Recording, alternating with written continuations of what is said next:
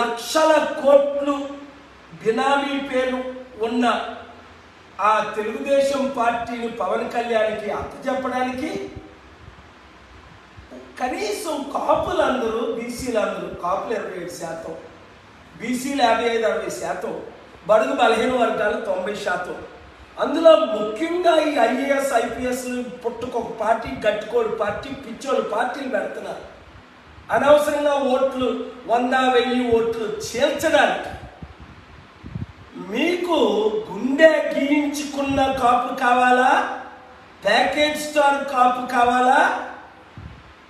అప్పుడు కాంగ్రెస్లో 2011లో ప్రజారాజ్యాన్ని విలీనం చేసిన కాపు కావాలా, లేదా ప్రపంచాన్ని ఉడికించి జయించి దేశాల్ని రాష్ట్రాల్ని అభివృద్ధి చేసి ఇప్పుడు అప్పులు తీర్చగలిగిన కాపైన ప్రజాశాంతి పార్టీ బీసీ నాయకుడు, బడుగు బలహీన వర్గాల నాయకుడైన కేఏ పాల్ కావాలా?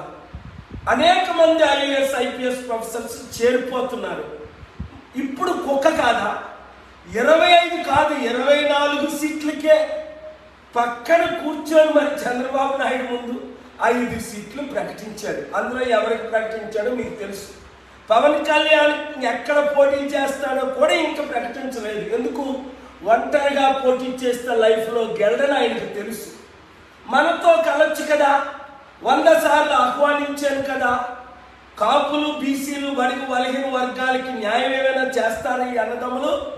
అప్పుడు ఆయన 2 కాంగ్రెస్కి అమ్ముడుపోయారు. ఇప్పుడు బీజేపీ తొత్తు అయిన చంద్రబాబు నాయుడుకి అమ్ముడుపోయారు. ఈ వీడియో కానీ మీకు నచ్చినట్లయితే లైక్, కామెంట్, షేర్ చేయండి. మరిన్ని అప్డేట్స్ కోసం సబ్స్క్రైబ్ చేయండి.